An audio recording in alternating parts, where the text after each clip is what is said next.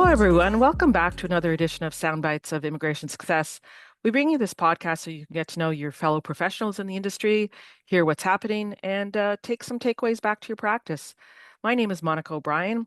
I am the Education Manager and Stakeholder Engagement with CAPIC, and I'm very pleased to have with me the CEO of CICC, John Murray. Hi, John. How are you? I'm great, Monica. It is so good to have you here, and I want to say that you're the first non-RCIC that we've had to our podcast. So we are very pleased to have you here with us. So, John, my first question is, we always sort of see you, at an AGM or, at the CAPIC conference, but we'd like to hear a little bit about you. So tell us a little bit about yourself. Sure. I'm one of the very few people that I know who was actually born and raised and lived most of my life in Toronto. Generally, people from Toronto come from elsewhere and hate it. I don't. I was born there, I was raised there, and I love it. Wish I could go back and live there now. Uh, when I was younger, I studied history in undergrad, and like many of my classmates, followed that up with law school. In my case, first at the University of Windsor and later at Osgoode Hall. So I'm a lawyer by training. And as you've said, I've been CEO and registrar of the college since its continuance from ICCRC in November of 2021. Well, you know what they say, John, about people from Toronto like to think Toronto is the center of the world. So I'm going to review a little bit about that. So where did you go to high school in Toronto? I went to a school that is currently being renamed. It was Sir John A. Macdonald Collegiate in Scarborough, up around in the area known as Agincourt. Oh, so you're from Scarberia. Yeah, absolutely. And before that, when I was born, we lived in the beach, and I've never forgiven my parents for moving from there to Scarborough. Well, um, for all our fellow colleagues from Scarborough, we know there are lots of wonderful parts, and uh, Absolutely. it's all part of the game. Uh, Last question on before we launch into some other questions that we have. Are you a Toronto Maple Leaf fan? Of course, although they make it more difficult every year. So did you watch the game last night?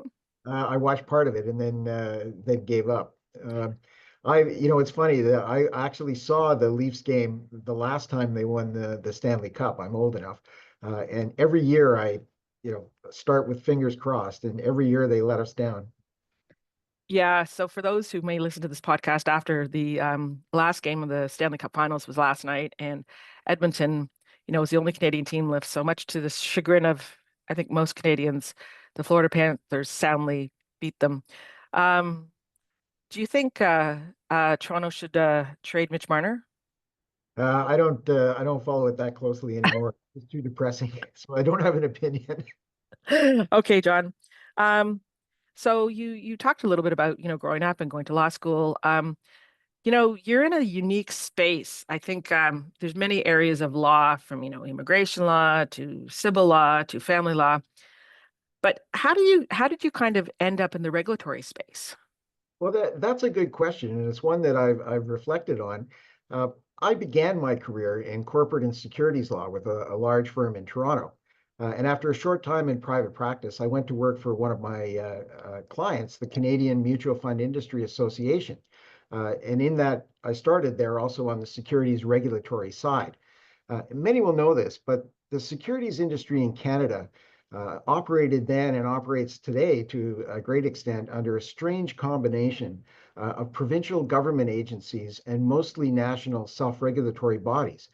So this role at IFIC, as it was then called, the Investment Funds Institute of Canada, gave me a good insight into both approaches to regulation of professionals. My role at IFIC led to forays also into professional education and ultimately professional regulation, as IFIC had extensive educational operations, providing licensing courses for mutual fund salespersons, life insurance agents, and financial planners.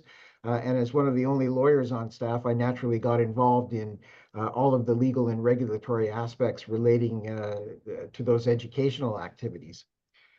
Thinking back on it in preparation for this session, I also noted that there were some pretty interesting parallels between that work many years ago and our current immigration consulting climate.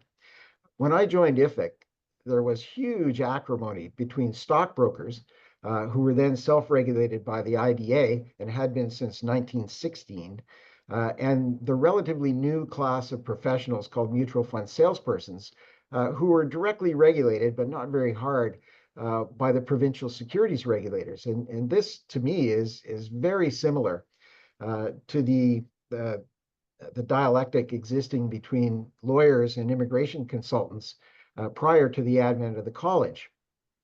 Similarly, in 1995, so shortly after I joined IFIC, the Canadian mutual fund industry was rocked to its core by the release of a government study that was highly critical.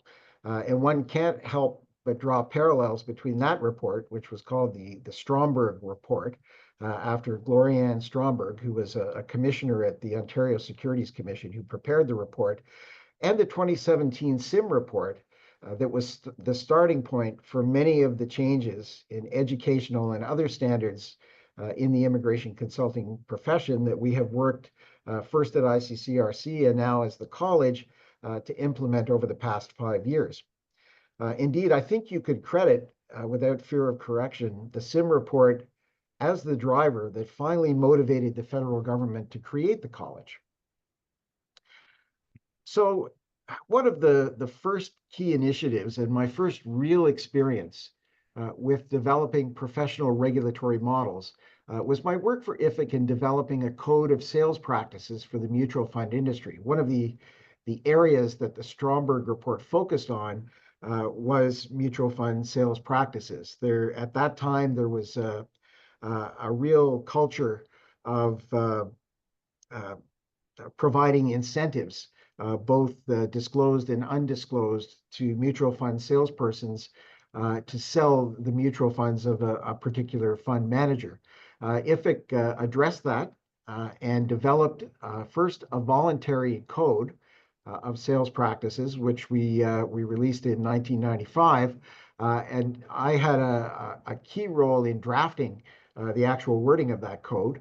The good news is that code is still in effect. It was adopted by the securities regulators and put into existing or future securities legislation, and some of the wording exists today pretty much as I drafted it. So I can always look back and say I've had at least one accomplishment that's made a difference to the public. While at IFIC, I was appointed to Ontario Securities Commission working groups, making proposals for regulation of financial planners and mutual fund salespersons. And later, I worked with a cross-industry group developing what's now the Ombudsman for Banking Services and Investments, or OBSI, which exists today. After 14 years in financial services, I transitioned to head of enforcement for the Institute of Chartered Accountants of Ontario, now CPA Ontario. I was there during the merger, and I left that role after 9 years as registrar of CPA Ontario. And as we said, since November of 2018, when I was appointed CEO of ICCRC, I focused solely on the immigration consulting profession. So, what an interesting segue. So, it uh, it sort of more chose you than you choosing it when you started, I think, eh? That's really quite true. And I think it's something I always tell whenever I'm asked to speak to young lawyers or people considering going into law school. I always say do it, because you never know where you'll end up. And my career is proof positive of that. So I guess you started off and you had a couple of years where you actually were client facing, and then you went on to the regulatory side. So that's a whole unique experience in itself. But I was really interested to hear the parallels between, you talked about the mutual fund industry and immigration consulting, but I really think a lot of the struggles and challenges that, and I'll use the immigration side, they're they're they're parallel across many industries, I would say. We're not unusual. It's not unusual, some of the challenges that we are having. Would you agree? I think that's right. I think in any area where you have a very influential group that has existed for a long time and done things a certain way, and in our context, I would say that's the legal profession, or lawyers. In financial services, it was what used to be called the Investment Dealers Association, or the stockbrokers. And then you try to change that up in an innovative way, you're always going to get pushback. And, sometimes that pushback will be helpful, sometimes it won't. So, John, I think the next question is leads into kind of is a natural follow-up. I mean, you've been at I was gonna say IRCC, CICC for oh, by the way, is it true that you're thinking of adding some more acronyms to CICC? So it's IRCC, CICC? Uh, I'm no, just kidding. I know. Yes, our acronym we have one actually. We have an official acronym list, and it's about 11 pages now. And I one of the things I set out to do when I came here was to try to beat that down. I have not been successful. Uh, and when the new bylaws are released, you'll find there are even more coming. Well, I just saw a list of acronyms that the government of Canada uses for immigration. Many old ones are still in place, so it is an Yeah, industry where, and certainly our younger generation can identify, the LOL. yep. Um, so, John, you've been in the role 7 years, and I know there's been lots of ups and downs and lots of challenges and positives. So, what for you has been, and you can take this question in any direction that you want. What for you is something that has been perhaps a big challenge or a big positive, and you can answer in any way. What is something that that you'd like to share with us in that regard? Well, Well, it's really the same thing. As CEO of ICCRC and now the college, I think the biggest challenge that I've had to date has been to educate the individuals who are now college licensees on what it means to be a regulated professional. It's a multifaceted concept, and it requires the individual licensee to recognize that they have, by virtue of that new professional status, some significantly enhanced duties and responsibilities. And these include obligations to clients, of course, which we know they're all set out in the Code of Professional Conduct, but also enhanced duties and responsibilities to the Canadian immigration system, to the public, and of course to the college, the regulator. And it's been particularly challenging because many licensees and prospective licensees coming through our educational programs have little or no previous exposure to regulated professions. And they just, they have not dealt with them in the past. And so they just really don't quite understand the nature of the relationship. So, as the college in particular, we focused our licensee communications efforts on educating current and new licensees on these obligations and on the role that the college plays in ensuring compliance with them. And I think what I'm most proud of is that based on comments that I received from many CAPIC members that I spoke with at the recent NCIC, which was a terrific conference, by the way. Congratulations to you and CAPIC on that. It's very clear to me that we, and by that I mean the whole profession, is making real progress in understanding professionalism and what it means to be a professional. Well, John, that is a a big challenge, and we have I'm not sure the current numbers. There's like 12,000 um, im, licensees on our side. We call them regulated Canadian immigration Yeah, consultants, and it or is a we, right? challenge.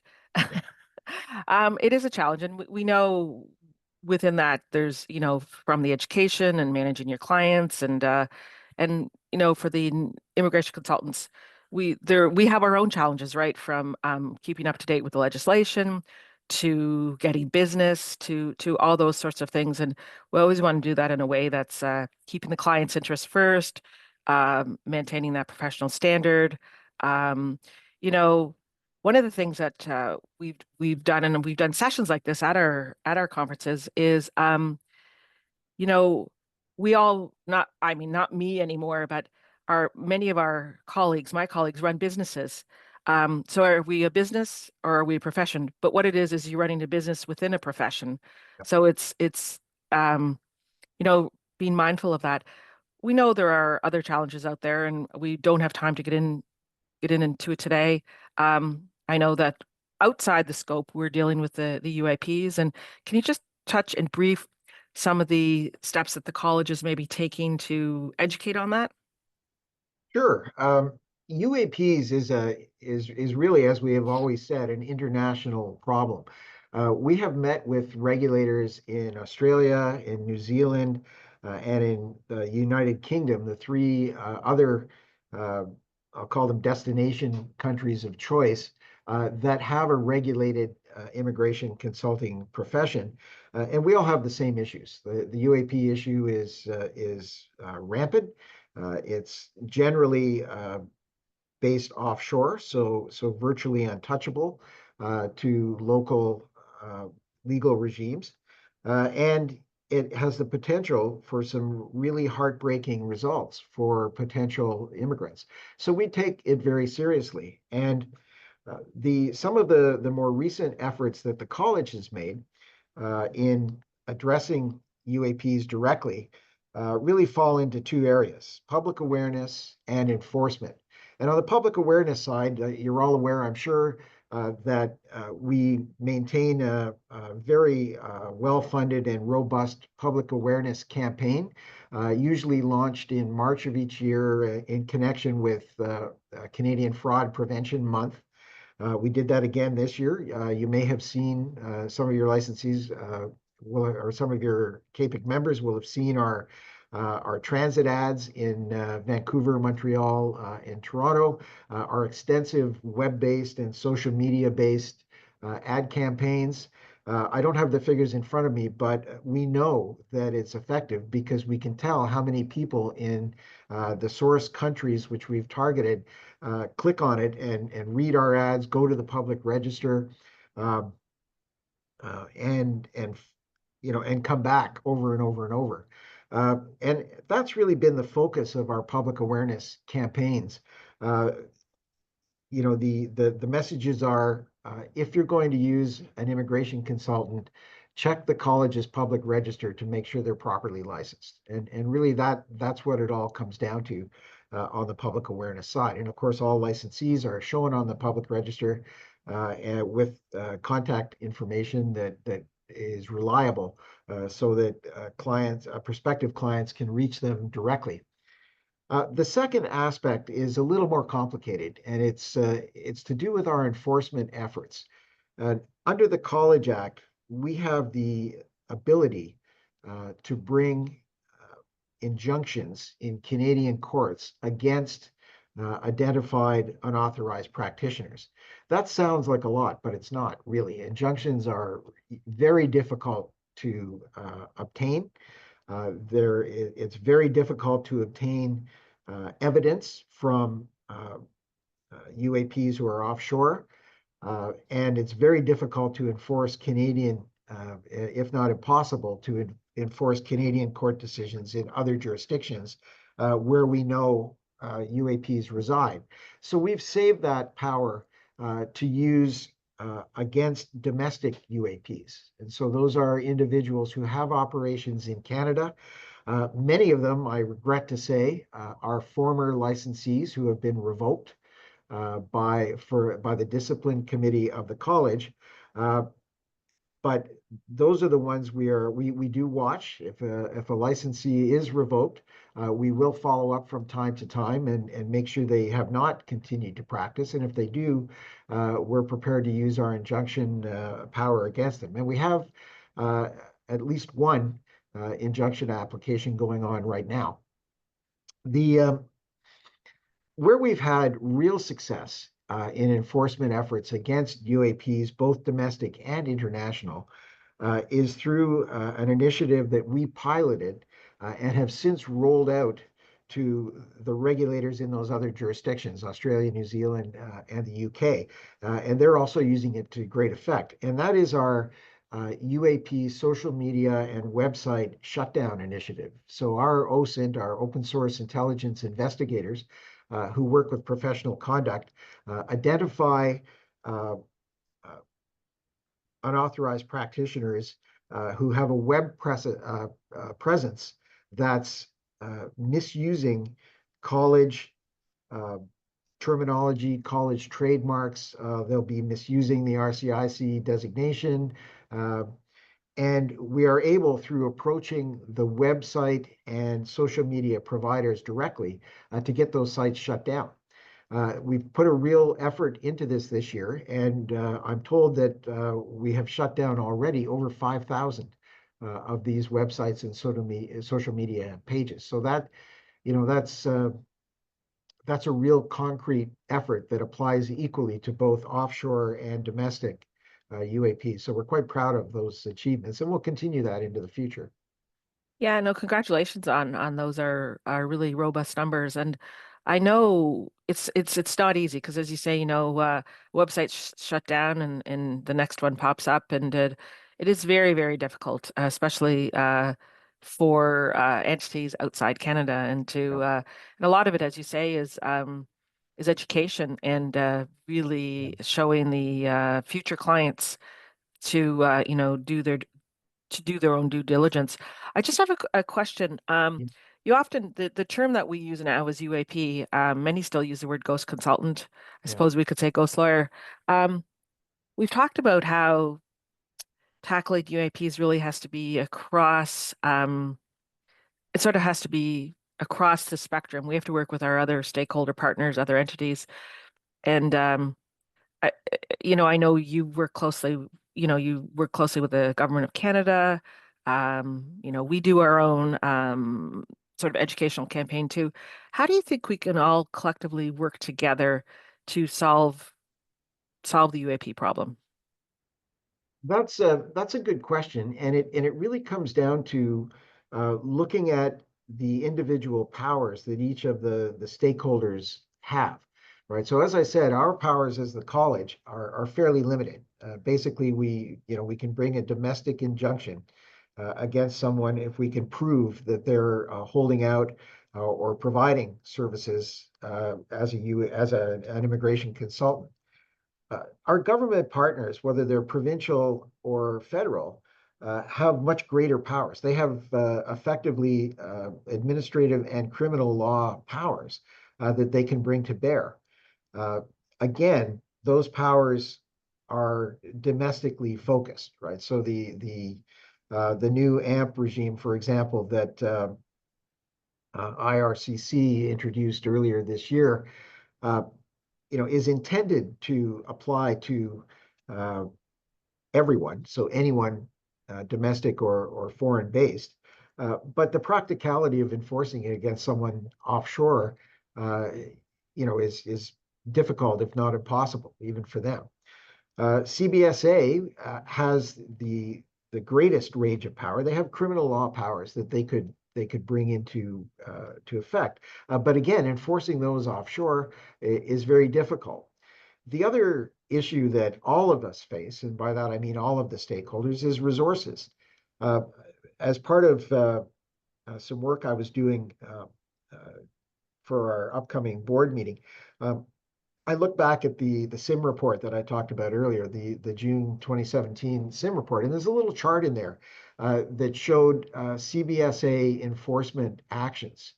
And if you look at the chart, I'm going to make up these categories because I don't have it in front of me, but basically it was actions started, actions pursued, and actions with a result, right? And the numbers went from, and again, making this up, 40 started, 8 had a result. 35 started, 2 had a result, right? And that's, first of all, numbers like 40 and 35 don't make a huge dent in the UAP bucket.